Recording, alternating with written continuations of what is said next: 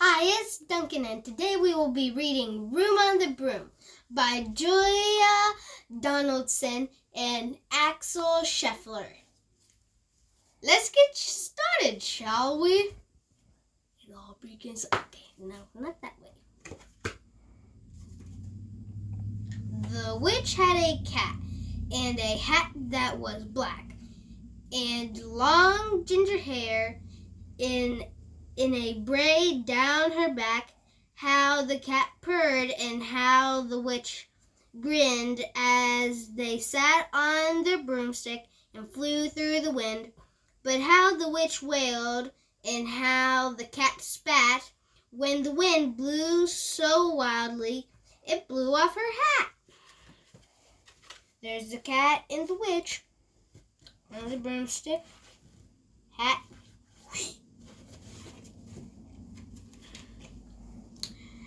Down! Cried the witch, and they flew to the ground. They searched for the hat, but no hat could be found. Then out of the bushes, on thundering paws, there bounded a dog with a hat in its jaws. There's them looking for the hat. They can't find it. Well, there's a dog in the bushes with the hat in its jaws. He dropped it politely, then eagerly said, as the witch pulled the hat firmly down her head, "I am a dog, as keen as can be. Is there room on the broom for a dog like me?" "Yes," cried the witch, and the dog clambered on the witch. The witch tapped the broomstick, and whoosh, they were gone. There's the dog giving back the hat politely, and there they are, whooshing away.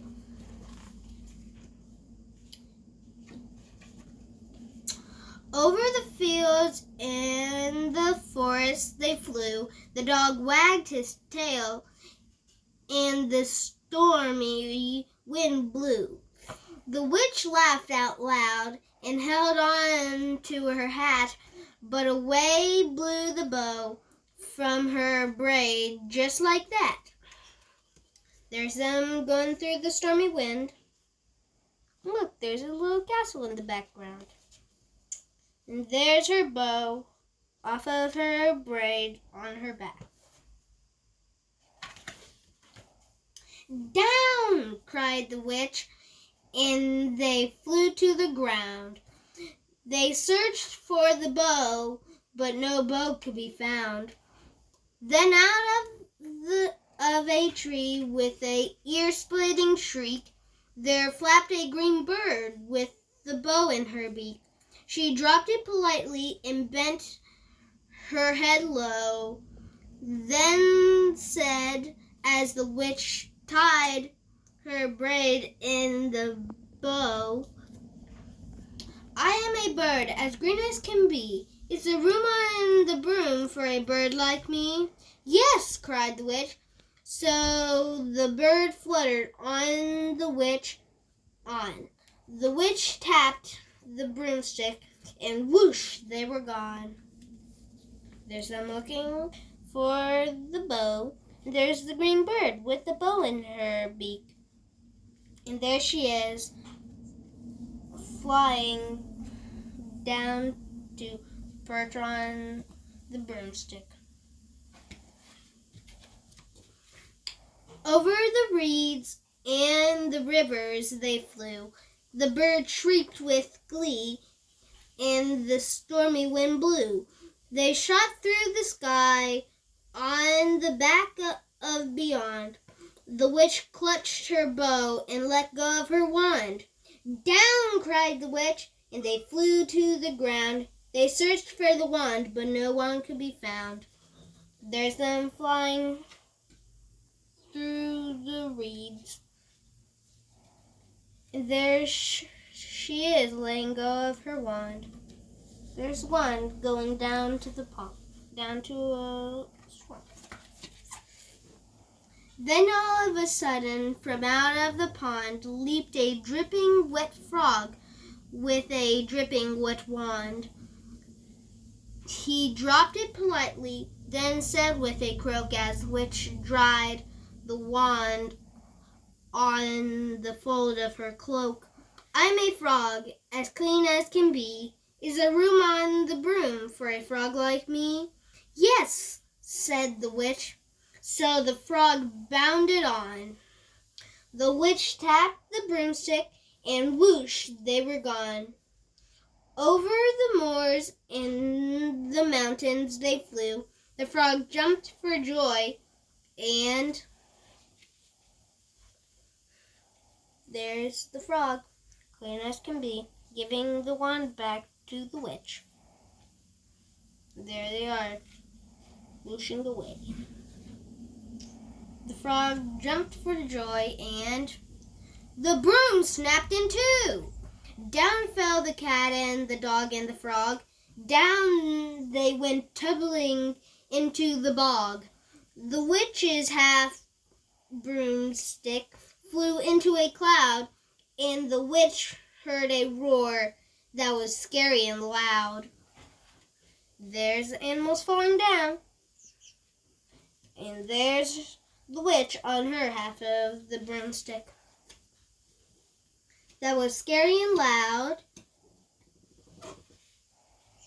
"I am a dragon, as mean as can be, and which with French fries tastes delicious to me." "No!"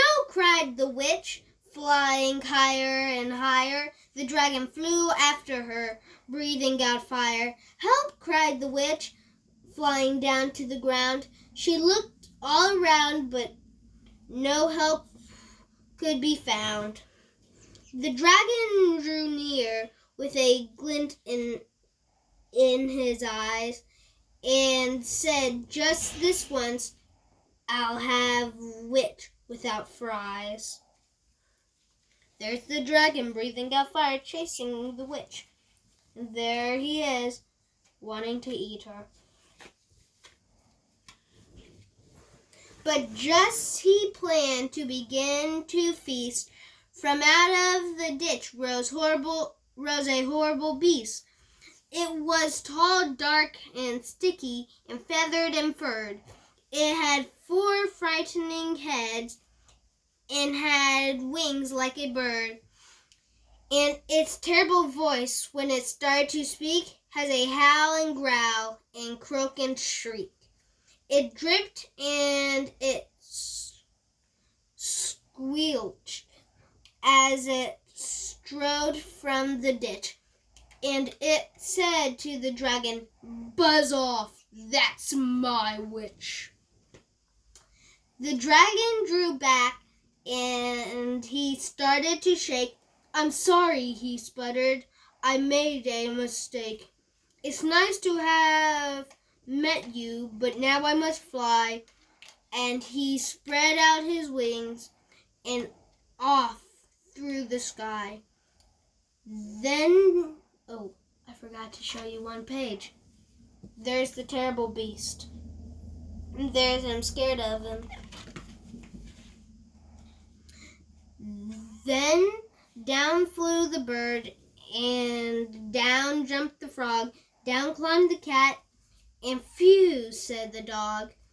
And thank you, oh thank you, the grateful witch cried. Throughout you I'd be in that dragon's inside. There he is, about to fly away. And there's the bird, the frog, the cat, and the dog going to the witch. And there they are, going to her.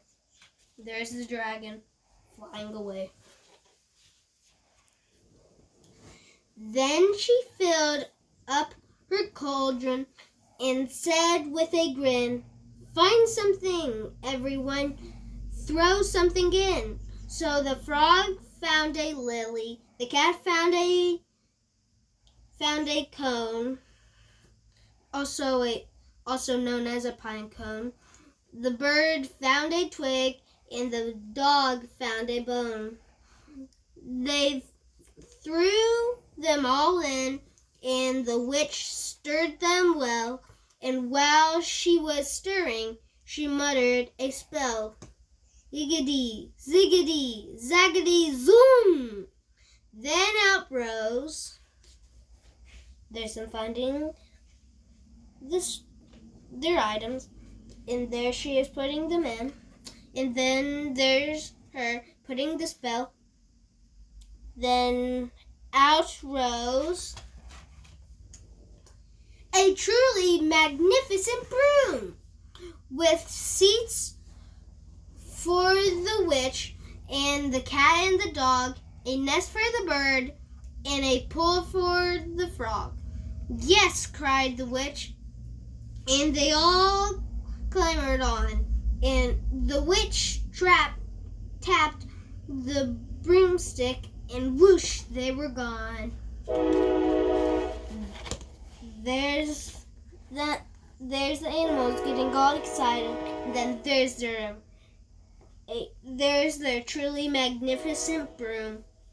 There's the frog in the pool. There's the bird in the nest. There's the seat for the witch, the dog, and the cat. The end.